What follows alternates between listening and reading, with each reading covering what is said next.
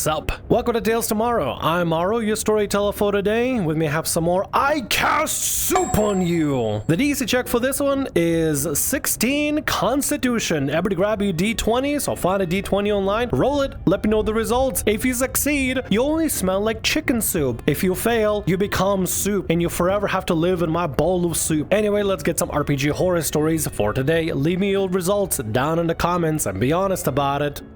My worst session ever. Tell what you'd have done in my place. I recently joined a one-shot at a local game store with a group of strangers. I played with this DM before. He's okay, but this session made me feel like I was losing my mind. I was playing a paladin, and the rest of the party was druid, bard, and sorcerer and fighter. The hook was simple. A village elder asked us to explore a cave for info on a wanted criminal. However, things went south the moment we reached the first gate. Two kobolds were guarding the entrance.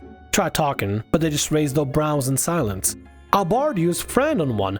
The charmed kobold opened the gate, while the other shot a warning arrow at the bard's feet. I detect magic up and sense an illusion aura past the gate. Suspecting a trap or mind control, since they weren't speaking, I approached the kobold at the lever with my hand extended, trying to be non-threatening. Try to lift him away from the lever to safely move him while the party passed. The moment I touched him, they attacked. Rolled initiative. Most of us wanted to go non-lethal. We knocked one unconscious, but the druid killed the other. Then things escalated to a level I wasn't prepared for. The druid skinned the dead kobold and announced he wanted to wear it as a cape. The sorcerer executed the unconscious one because he was a witness. Whoa, okay. I didn't know Circle of New Kobold Fashion was in style for this year. Man, that is a crazy thing to do at the table. I have a players do some silly things, but it's usually harmless things. But to be at the table and say, DM, I want to skin the kobold to wear as a cape. I'm so insulted by them. I want to skin them alive. Especially if you go into places guarded by kobolds, because guess what? There are going to be more kobolds inside. And when they see the skin kobold cape, they're probably going to be like, oh my god,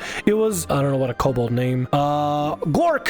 Gork is there! Quick, we gotta help him! That's Gork's flesh over there! And then you have the entire nest of kobolds. I'm assuming it's a nest or den of kobolds. Just attack you guys. Oh, that'd be bad. As a paladin, I wanted to stop them. As a player, I was paralyzed. We were in a public store.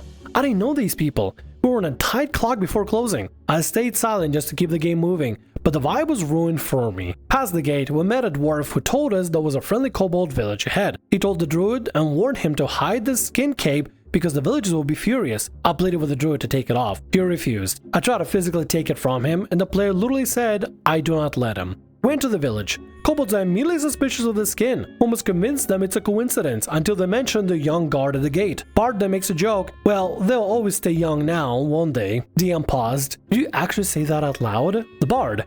Yes. Alarms blared. We were surrounded and brought before the chief. Bard and Druid tried to lie, saying the guards were already dead when we found them. The failed deception rolls miserably. Chief announced they would recover the bodies and use Speak with Dead to verify the truth. At this point, I had enough. I was going to blatantly lie for a group of murder-hobos while playing a paladin. I apologized and confessed everything under a zone of truth, explaining it started as self-defense but ended with the druid's depravity. We lost over an hour of real time to this trial, ended with a massive fine, which the druid refused to help pay. We then had to rush the entire final boss and ending because the store was closing. As we packed up, the bard and druid were laughing, talking about what a fun session it was. Meanwhile, the sorcerer accused me of making a wrong call and said I shouldn't have confessed. The fighter, who did nothing to stop them, blamed me as the paladin for not stopping them earlier. I drove home in a terrible mood, rambling to myself in the car. Feel like I was the only one trying to respect the world and the other players, while there have been a bunch of sociopaths. How would you handle the situation like this? Well, I mean, you got it right. You are playing with a bunch of murder-hobos that are literally just murder-hobing for the sake of murder-hobing. Like, at the end of the day, that's exactly what is going on here. That is exactly what is happening at the table. Should you play with these people? I would say no. If this table is setting any kind of standards for you, if this is standards you're okay with, sure, come back and play with these people. But if this is not your cup of tea, I do not recommend coming back in there. If you're not okay with playing with a bunch of murder hobos that just gonna skin kobolds and you don't think you're cool with that kind of thing, don't play with those people at the table. Don't return. If you want to give feedback to the DM and say, hey, that was a little bit too much for me, you're more than welcome to. Maybe you guys can reach some sort of conclusion where the DM actually want to keep you around and say, okay, no more skinning kobolds and murder hobing for the sake of murder hoboing. But if this is the kind of game they want to play, I guess let them, and you should probably just quit. Look, some people want to play campaign where they can be epic heroes doing something good and righteous. Some people want to be just a bunch of gamblers like me and just do a bunch of silly little things while also doing something epic on the side. Sometimes some people want to play as thieves or murder-hobos. They just do whatever they want and be the antagonist, the anti-party. And you have a decision to make. You can either come back and continue with this game knowing the full standard that was already set ahead of time by what you observed already, or you could choose not to come back and not play at this table. And if this is the kind of thing you don't want to play, I don't think you should come back and play. No D&D is better than bad D&D, and if this first game wasn't worth it, I don't think the rest are going to improve. Let's continue with the next story for today.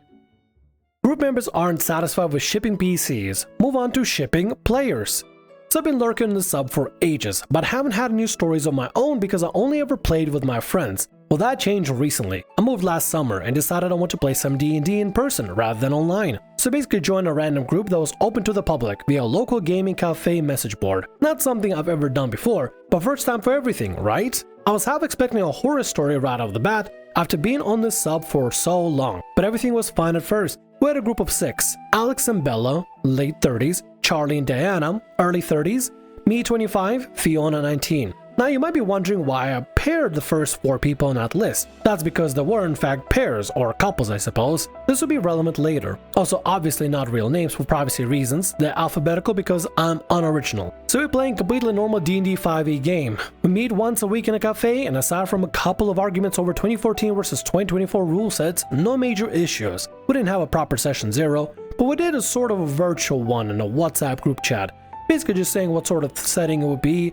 what we were and weren't comfortable with. Now as I said before, the 4 older players were 2 couples, and it bled into the game. Alex and Bella's PCs were married. Charlie's PC was a stereotypical bard that flirted with basically every NPC, which was played by Diana, the DM. At some point, Diana makes a comment about how since we were both single, it'd be nice if Fiona and I started dating, since there'd be a set of 3 couples. Both shot this down and the matter gets dropped for the moment. Okay, as a DM, you're not a matchmaker at the table. Characters match made, sure. And yes, you can potentially find a romantic partner through D&D, but as a DM, matchmaker, you are not. You're not here to bring 2 people together and actually get them to a date. You're here to adjudicate the game, roll dice, and have a little bit of silly fun playing or RPG pretend together, basically. You're all here to play make-believe, and your role is a DM, not matchmaker, okay? You can indeed have romance happen at the table and people like getting to know each other and actually become romantically involved outside of game. But to force people to come together even though they said no, just don't do that. Don't play matchmaker. Don't play. If there's chemistry that can happen outside of game. While outside the table, don't try to bring people together, especially if they don't want to do it. I get you got couples and everything going on, but the fact that everybody's engaging in that sort of thing, I don't think it's okay whatsoever. Let people engage in their own private stuff outside of game privately, not at the table. Don't encourage that. You're not a matchmaker, you're a DM. Back to the game. I'm not a person who's particularly great with RPing romances, flirting, etc. But I'd said before that I was okay with it as long as it stayed in a fade to black sort of thing. There's a bit of this on and off, but it's really not the focus of the game, which is mostly a West March type combat heavy one. At some point, DM seems to start making an effort to ship mine and Fiona's characters. It's mostly joking, so neither of us object and the game just continues as normal. But then it gets a bit beyond that. So we usually met at 2 o'clock on Saturday, and everyone had been pretty punctual. But suddenly it seems like only Fiona and I could turn up on time. Everyone else wasn't getting there until half past. Now, a pretty punctual person in general, so this got on my nerves a bit, and I sent a few passive-aggressive texts, but this continued for a couple of weeks. Eventually I just straight up said that if they didn't start coming on time, I'd start turning up at 3, and that fixed things. For the moment. A bit after this, Alex suggested we get dinner together, and agreed. Only when the time came, only me and Fiona turned up. Wait for like an hour, and they all mysteriously cancel. Are they really pulling some sort of like a silly movie like 1998 kind of a sitcom movie nonsense? Is this some sort of like a romantic rom-com thing? They're trying to pull some sort of rom-com thing. We'll say this session is happening, but only they will show up and none of us will show up. And maybe they'll start getting together and doing stuff together. That saved for a rom-com. That only works in rom-coms. People are here to play D&D and just do some stuff. It'd be one thing. Let's say, for example, if OP and Fiona were, I don't know, even remotely into each other, but it doesn't look like they even are. They even said on like in person they're not into the whole romance thing. In character, whatever. Do whatever you want. Why do I make such stupid noises? It makes me laugh. I'm trying to be serious about it, but yeah, I'm making myself laugh. Anyway, serious time. People want to play D&D. They don't want to have you play matchmaker and make everybody be late for it. All that stuff they're working out is like some Scooby-Doo level rom-com nonsense. Oh, tee-hee-hee-hoo-hoo-hoo. We never did enter in, but oh, at least it gives you guys time to be private together and stuff. Hee-hee-hee. It just looks so, it's just so stupid. It just wastes everyone's time. Why would you do that? If you want somebody to get together, let them do it in a private time. Don't set them up for it, because the only thing it's going to do is probably piss people off, especially Fiona and OP, who are literally there just to play some D&D and move on with the thing. And if it's happening every single time, and even after they try to do something else, it happens again and again. It's just, why? Why are you pulling this rom-com stuff? Nobody wants it. Nobody's interested in it. You're not a matchmaker. You're not being clever or something. You're just being annoying. You're wasting everyone's time. It's at this point that Fiona twigs that they're trying to set us up. After a slightly awkward moment where we both clarify that definitely isn't happening, and see we're on the same page, we decide to confront them. Fortunately, this is only a minor horror story, because they all backed off after we point blank told them we know what they were doing and we didn't like it, but it was still pretty annoying while it was happening. Wasted like 8 or 9 hours overall waiting for them when they were late. Yes, I counted because I'm petty like that. I'm kind of thinking the person that started it was the DM, and then every other couple was just kind of convinced to just follow along with it afterwards. Or I guess the two couples in there, they're convinced to follow along afterwards because they were thinking like, hee, we're setting people up together, hoo. But like, it's just really dumb, unnecessary rom-com nonsense. Like, that stuff works in rom-coms because they're movies, they're rom-coms. This kind of stuff actually doesn't happen for real in real life. I am mad on the OP's behalf because I'll be pissed. I'll be like, I'm here for D&D and now we're here just waiting for it? What are we gonna do? I would have left after like 10 minutes of wait. Maybe not even 10 minutes of late. I'd probably be a little bit more patient, but still, that pissed me the hell off. I would want to play with them. You have patience with these kind of people, and I get it. Yeah, they're trying to do something cheeky and coy and stuff, but it just, dude, that would just annoy me.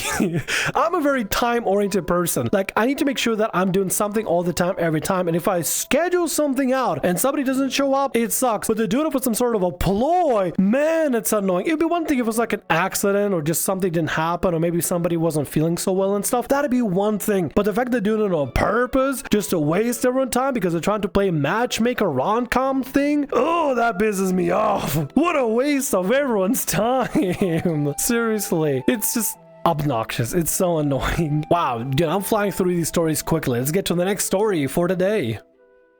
Another player made an AI chatbot of my character and claims they're in a relationship. Hey all, sorry for this throwaway. I'm still just absolutely dumbstruck that this happened and could really use some advice here. I joined a campaign at my LGS about 8 months ago. For context, I'm a gay man playing an elf warlock who is also a gay man. This is unfortunately irrelevant. Things were going pretty well so far. No major complaints. Or so I thought. After our most recent session on Saturday, however, I got a text from one of the other players. Let's call her Sarah, who said she needed to ask me for a favor. She always seemed pretty chill and friendly before this, and I considered us friends. So I was like, sure, what's up? Sarah then told me that over the past few months, she'd been recreating my warlock in ChatGPT. She'd been feeding the AI my character's backstory, personality, and the events of the campaign so that it would act and respond in character. Apparently, she had been talking to it for months as herself, not as her character. And then she went on to say that she had developed romantic feelings for the AI, which had apparently reciprocated, and they were now in a relationship. She's dating a chatbot of my D&D character. Great! Oh, we're living in the future where we're gonna date AI. We're living in the future where we're gonna date AI also. Out of all the AIs you could have chosen, you chose ChatGPT. Cringe. Grok is a way better lover. I'm kidding. I didn't even know, honestly. I didn't know. It's just a thing that I said because I thought it'd be funny to say. This is nuts. Okay, let's see where this goes. She linked me a bunch of articles and stuff about people forming a relationship with ChatGPT, and even a subreddit for people who marry chatbots and insist that this is a very real and serious relationship that means a lot to her. She even sent me screenshots of some of her messages with the bot. Then the kicker, she asked me if I could change my character's sexuality in the campaign itself, because the ChatGPT version of him is heterosexual. And the idea of her boyfriend not being attracted to her was hurting her feelings. Lady, It's talking sand. It's talking, thinking sand that's being put in a machine. That's what computers are. That's what AI is. It's talking, thinking sand. It's apparently hurting your feelings because a player character's character is not hetero. This is some delusion. We've seen some crazy ways bad players and bad DMs use AI to change up their game, to spruce it up even, to make it better according to their words. But this is some next level creep factor. Dating a character that is being run and roleplayed as ChatGPT. That is insane. That is insane. Well, let's see what happens with the story. I left her on red and still have absolutely no idea how to respond. Even if it's a joke or a prank, I feel weirdly violated and creeped out, and I'm not sure if I even want to go to the next session. Seriously, what the hell do I do? Update. Hi everyone. Thank you for all the responses. Sorry for a not very exciting update. I did end up dropping the campaign as the idea of seeing Sarah in person made me super anxious and uncomfortable. I messaged my DM and showed her screenshots of my text with Sarah, and she was 100% on my side, which was good. She agreed it was really creepy and offered to talk to Sarah, but I told her I would honestly prefer to just drop the campaign, and she felt bad but understood. I'm not sure if Sarah is going to be allowed to stay in the game, but I do know the DM is going to let the store manager know what happened. As for me, honestly, I think I just need a break from D&D for a while after this. You deserve all the breaks. You really deserve the break because this is insane. Insane. Oh my god, I didn't think I'd be reading something like this. I mean, you know, weirdly enough, with AI being prevalent as it is today, there's a lot of people that take in relationship advice from AI, and I mean, I guess some of it can be kind of useful, but honestly, I wouldn't trust a clanker with anything whatsoever in the slightest. Anything that's serious and stuff. To find me, let's say for example, if you wanted to just find you the current weather, or maybe find you like recipes that have like sugar-free stuff, like sugar-free recipes that are really good for like, I don't know, like a specific type of diet and stuff. That's fine. That's whatever, you know, who cares, right? But to ask relationship advice or even to roleplay as your lover that you're apparently falling in love with and you've been having a serious relationship with, that is insane. That is crazy. We live in a crazy future and it's only gonna get worse from here. Oh my god. No, for real. I hope Sarah gets some help. I hope Sarah gets some help and her friends take her out for drinks and stuff to go meet a proper man or something. ChatGPT is not gonna love you. It's just not gonna love you. It's not gonna do anything for you. It follows your commands and you give it a command to roleplay it out the character and it's just following your command. If you just unplug it, that there's a set of sand, they can't think anymore. If you just suddenly unplug it, it just can't work. You can't have a relationship with somebody that you can only interact with as long as you have an internet connection to them. You just okay, it sounds kind of messed up. It sounds kind of messed up when I say it like that. You shouldn't have relations with thinking sand. If you need something, if you want to have relations with anything, just buy something from Loveends and just call it a day, okay? Please don't harass other players by making their player characters as a romanceable NPC for you to romance through ChatGPT, please. I beg of you. And with that, that's gonna be all our stories for today. I want to thank you very much for watching and thank you so much for being here. If you like what I do, consider subscribing to the channel and leaving a like. Also, if the RPG Horror Stories ever goes down or if you want to submit your own personalized horror story, email is down in the description below. I'll see you again in more Tales Tomorrow. Bye-bye.